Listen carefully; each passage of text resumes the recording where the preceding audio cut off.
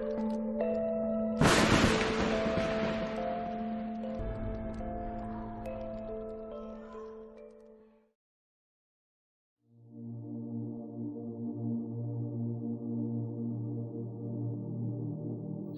اب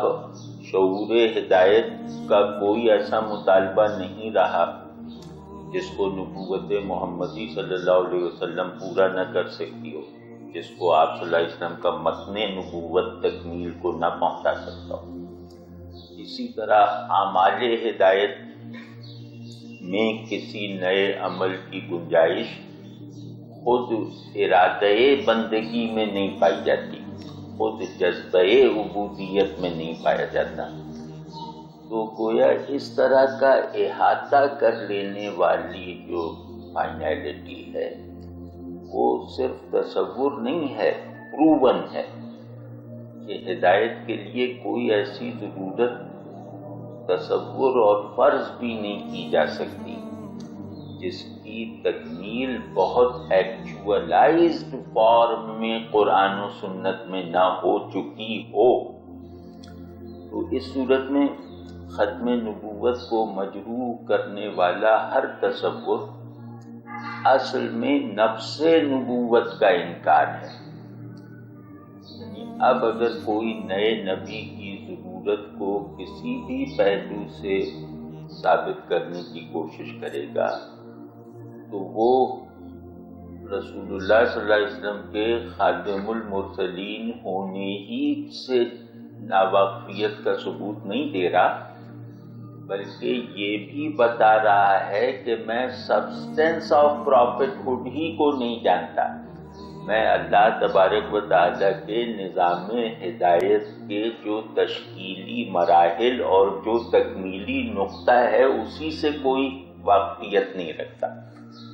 تو یہ ایک سیریس لیکنگ ہے، اور یہ مذہبی ذہن میں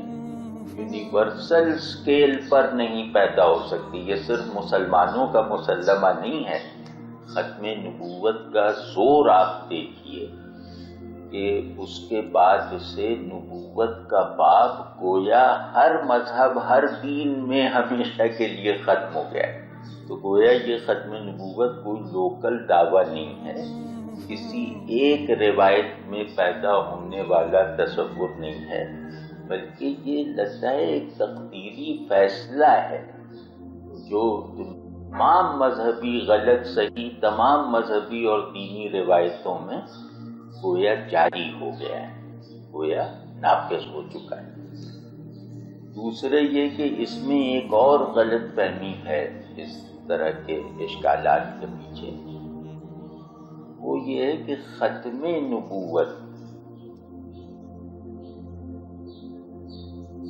گویا آغاز نبوت سے ختم نبوت تک کا جو عمل ہے یا جو حرکت ہدایت ہے، وہ یہ لوگ سمجھتے ہیں کہ کسی زنجیر یا لکیر کی طرح ہے، وہ بہت زیادہ ٹیمپورلائز کر رکھا ہے، ایک کے بعد دو، دو کے بعد تین، اور 10 پہ ہم نے کہہ دیا کہ بس ختم۔ تو اگر آپ سفر نبوت کے تسلسل کو زنجیر یا لکیر کی طرح سمجھیں گے تو وہاں ختم نبوت کا شعور پیدا کرنا مشکل ہو جائے گا،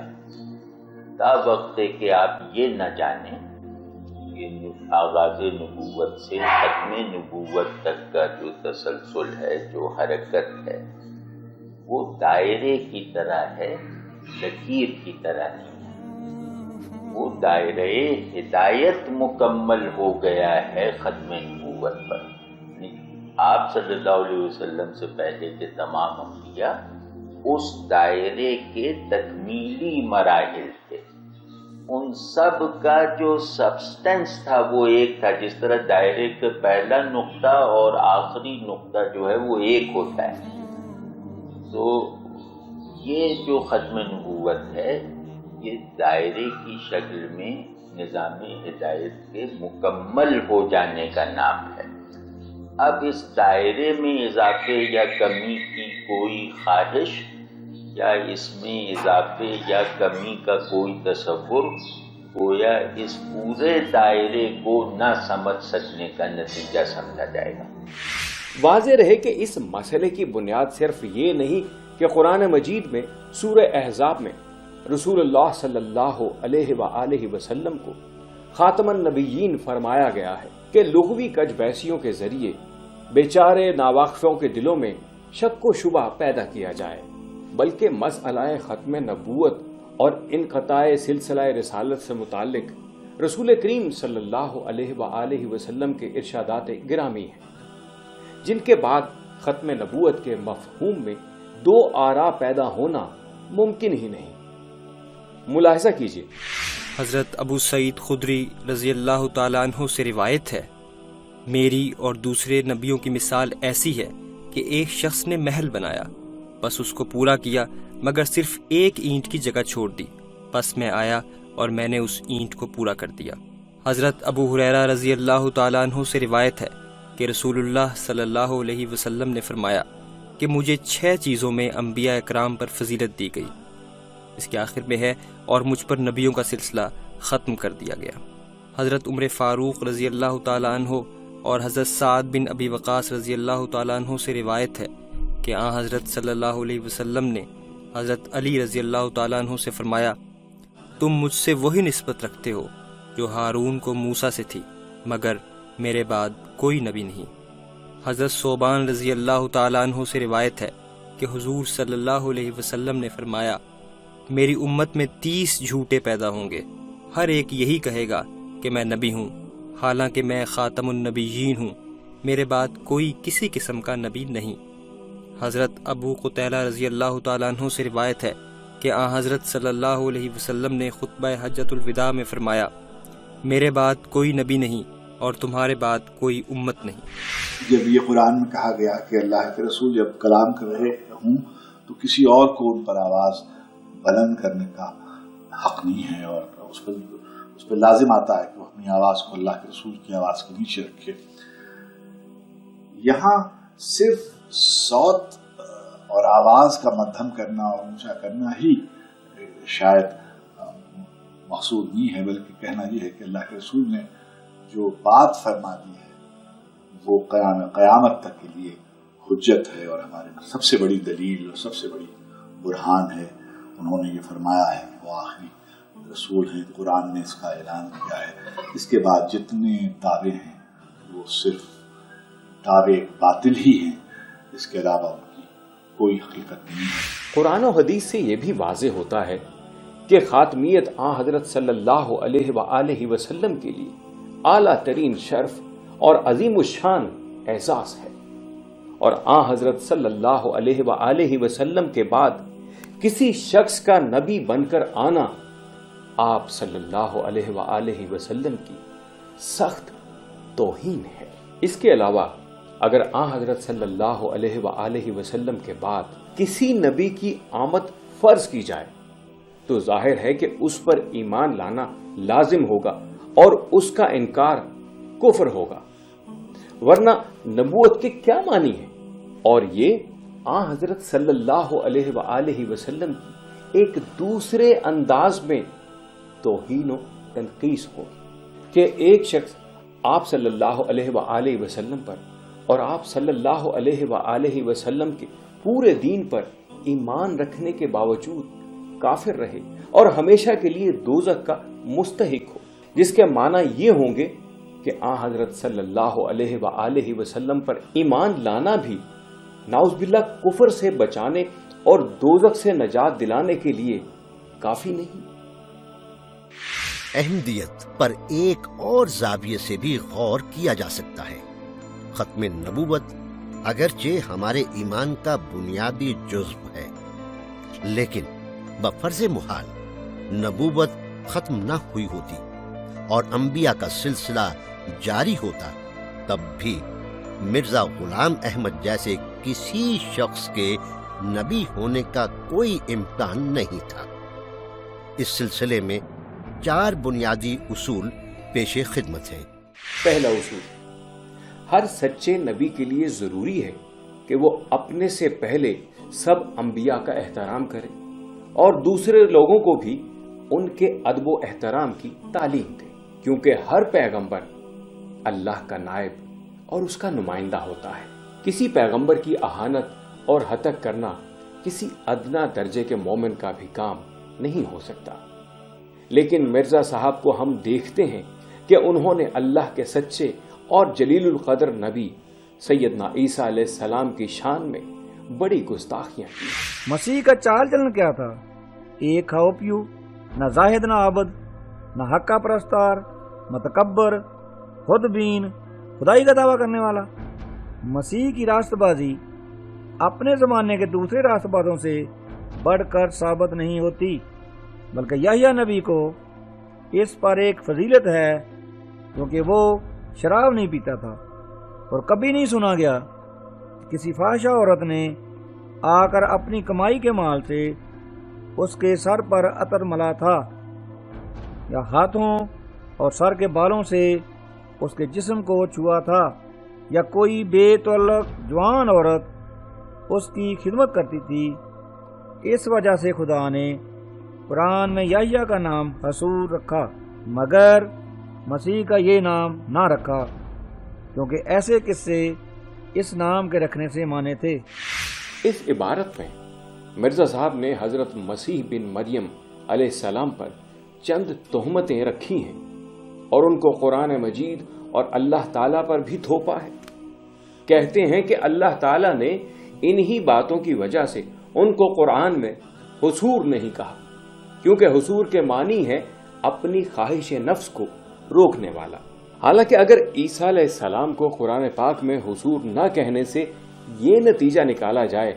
کہ معاذ اللہ یہ گندے قصے اس کا سبب ہیں، تو پھر تمام جلیل القدر پیغمبروں، حضرت نوح علیہ السلام، حضرت ابراہیم علیہ السلام، حضرت موسیٰ علیہ السلام اور خود سید المرسلین صلی اللہ علیہ وآلہ وسلم کے متعلق بھی یہ ظالم یہی کہے گا، کیونکہ قرآن مجید میں ان حضرات کے لیے بھی حصور کا لفظ کہیں استعمال نہیں کیا گیا۔ یہ ہے اس شخص کی قرآن دانی کا نمونہ جس کو اس کے پیروکار اس کا سب سے بڑا معجزہ کہتے ہیں۔ نبی کا مقام تو بہت بلند ہے، کسی شریف اور نیک آدمی کے متعلق بھی ایسی باتیں کرنا یقیناً اس کی سخت توہین ہے، اور جس شخص میں ایمان کا کوئی ذرہ ہو وہ اللہ کے کسی پیغمبر کے متعلق یہ گفتگو کر ہی نہیں سکتا۔ احمدی حضرات مرزا کے ان اقوال کی تعویل یہ کرتے ہیں کہ یہ سب عیسائی پادریوں کے مقابلے میں الزامی طور پر لکھا گیا ہے،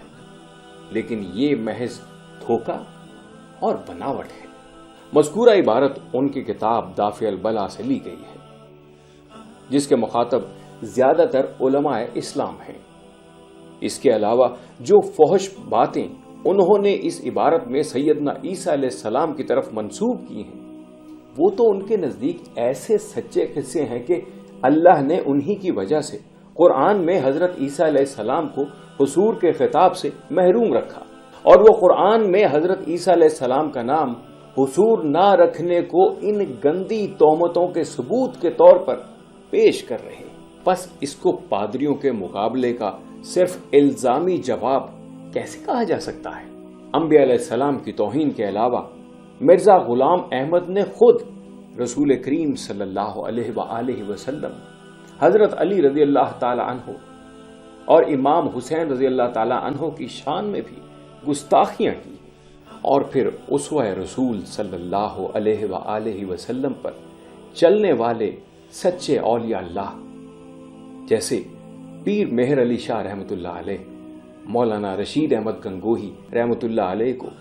بہت سخت گالیاں دی ہیں۔ ایک عام مسلمان کے لیے ان گستاخیوں کو سننا دشوار ہے جو نبوت کے اس دعوے دار کی زبان اور قلم سے نکلی۔ جب کبھی ان سے کسی نے یہ کہا کہ جی حضرت عیسیٰ علیہ السلام تو بڑے ایک العظم پیغمبر تھے، اللہ کے نبی تھے، ان کے پاس معجزات تھے، تو انہوں نے اس جھنجھلاہٹ میں اور اس رد عمل کے طور پر اتنی سخت زبان اختیار کی ہے جو کسی شریف آدمی کو بھی زیب نہیں دیتی، اور وہ آج بھی تحریری شکل میں موجود ہے کہ میں کیا کہا، اس کا اعادہ کرنا یا بیان کرنا بھی مناسب نہیں لگے، لیکن انہوں نے یہ برملا کہا ہے کہ ان کے پاس کوئی معجزے نہیں تھے اور اس کی نوز باللہ دادیاں نانیاں قصبی عورتیں تھیں، وہ فاحشہ عورتوں سے اپنے سر میں تیل جلواتا تھا وغیرہ، یہ بہت ناجائز، اس کے پاس کوئی معجزہ نہیں تھا۔ اسی طریقے سے جس کے ساتھ اس کا تقابل کیا گیا، کسی نے یہ کہا کہ جی شیعہ حضرات آپ کو نہیں مانتے، تو انہوں نے کہا کہ شیعہ عجیب لوگ ہیں کہ وہ مرزا علی نعوذ باللہ اس کی طرف جاتے ہیں، اسے مانتے ہیں اور زندہ علی کو نہیں مانتے۔ یعنی مجھے حضرت حسین علیہ السلام کے بارے میں بات ہوئی تو ان کے بارے میں بھی عجیب باتیں شروع کر دی کہ وہ ان کا موقف غلط تھا، میرا موقف درست ہے، اور اگر لوگ لے کر آ جائیں میرے اور بالے تو مجھے مار نہیں سکتے، لیکن وہ دشمنوں نے ان کو مار دیا کیونکہ ان کو موقف درست نہیں۔ کس قسم کے ان کے عقائد اور ان کے بیانات ایسے ہیں جو عام آدمی بغیر کسی تعصب کے بھی پڑھے تو بہت دور ہو جاتا ہے، ان سے تعلق نہیں رکھ سکتا۔ دوسرا اصول یہ ہے کہ اللہ کے سچے پیغمبر کے لیے یہ ناممکن ہے کہ وہ اپنے دعوے کی سچائی اور اپنی بڑائی ثابت کرنے کے لیے بھولے سے بھی کبھی جھوٹ بولے، مگر مرزا صاحب اس معاملے میں بڑے بے باک ہیں۔ وہ بہت بے تکلفی اور دیدہ دلیری سے صاف جھوٹ بول جاتے ہیں۔ ایک جگہ لکھتے ہیں، مولوی غلام دستگیر قصوری نے اپنی ایک کتاب میں اور مولوی اسماعیل علی گڑھ والے نے میری نسبت قطعی حکم لگایا کہ اگر وہ کاذب ہے تو ہم سے پہلے مرے گا، اور ضرور ہم سے پہلے مرے گا کیونکہ کاذب ہے، مگر جب ان تالیفات کو دنیا میں شائع کر چکے پھر بہت جلد آپ ہی مر گئے۔ اس عبارت میں مرزا صاحب نے مولوی غلام دستگیر صاحب قصوری اور مولانا محمد اسماعیل علی گڑھی کے متعلق جھوٹ تراشا ہے۔ ان دونوں مرحوم بزرگوں کی ایسی کوئی کتاب روئے زمین پر موجود نہیں ہے اور کبھی شائع نہیں ہوئی۔ ان کی کذب بیانی کی یہی ایک مثال نہیں، بلکہ سچ تو یہ ہے کہ جو شخص مرزا صاحب کی کتابوں کو تحقیق کی نظر سے دیکھے گا وہ ان میں اس کی 20 مثالیں پائے گا کہ وہ اپنی بڑائی اور سچائی ثابت کرنے کے لیے بالکل بے اصل، بے بنیاد اور خلاف واقعہ باتیں بڑی دیدہ دلیری سے لکھ جاتے ہیں۔ ایسا شخص پیغمبر تو کیا ایک دیانت دار مصنف بھی نہیں سمجھا جا سکتا۔ ایک جگہ لکھتے ہیں، ضرور تھا کہ قرآن شریف اور حدیث شریف کی وہ پیشگوئیاں پوری ہوتی جن میں لکھا تھا کہ مسیح موعود جب ظاہر ہوگا تو اسلامی علماء کے ہاتھ سے دکھ ہٹائے گا، وہ اس کو کافر قرار دیں گے اور اس کے قتل کے فتوے دیے جائیں گے اور اس کی سخت توہین کی جائے گی اور اس کو دائرہ اسلام سے خارج اور دین کا تباہ کرنے والا خیال کیا جائے گا۔ جو لوگ قرآن اور احادیث کا علم رکھتے ہیں وہ جانتے ہیں کہ قرآن اور احادیث کے متعلق مرزا صاحب کی یہ کیسی بے باکانہ غلط بیانی ہے